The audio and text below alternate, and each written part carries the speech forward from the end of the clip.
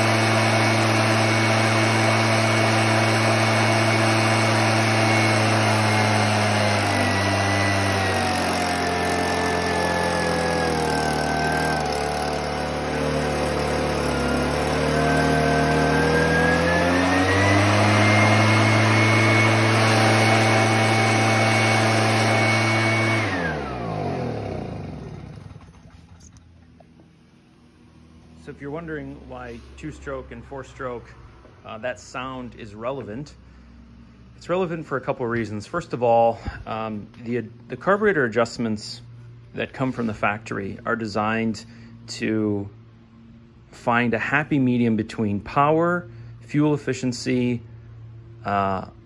pollution or emissions, as well as engine durability.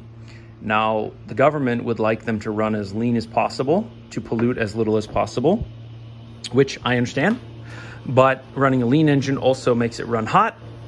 And although I don't have the knowledge to prove it to you right here in this video, generally a leaner engine won't last as long because heat is a destroyer of engines. And so a lot of people like to run them a little bit richer. And the question is, how rich is too rich? And what most small engine mechanics say and teach is that you want the engine to be just lean of four-stroking when under load. So on a chainsaw, you tune it so that when the chain is free spinning and not in a block of wood, it four-strokes. And then as soon as you put it into the wood and you get a little bit of a load, the four-stroking clears up and it becomes, well, it's always a two-stroke, but it starts two-stroking again.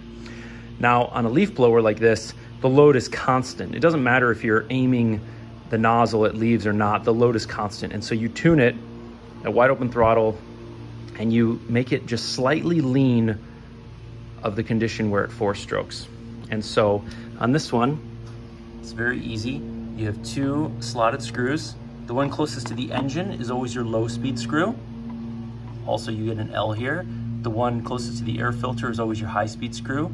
And so as you loosen the screw, you let in more fuel and you make it richer.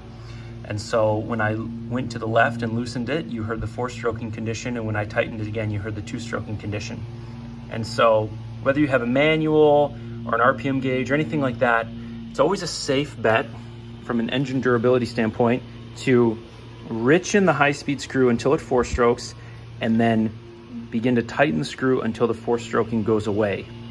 You also want to make sure you do this with a hot engine and with a loaded engine, That means if it's a weed whacker, you want to have the lines out. If it's a leaf blower, you want to have the nozzle on. This customer actually didn't bring me the full nozzle, so I'm just going to get it very close for them. If it's a chainsaw, you want to do it with the bar and chain on, so on and so forth. You don't want to tune an unloaded engine because that load makes a small difference on the tuning.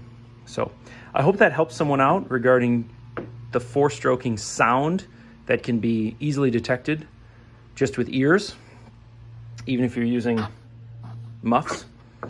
And like I said, if you've heard it before, then it's kind of unmistakable. But if you've never heard it, you may be wondering how nuanced it is, how obvious it is, and hopefully that video helped you a little bit.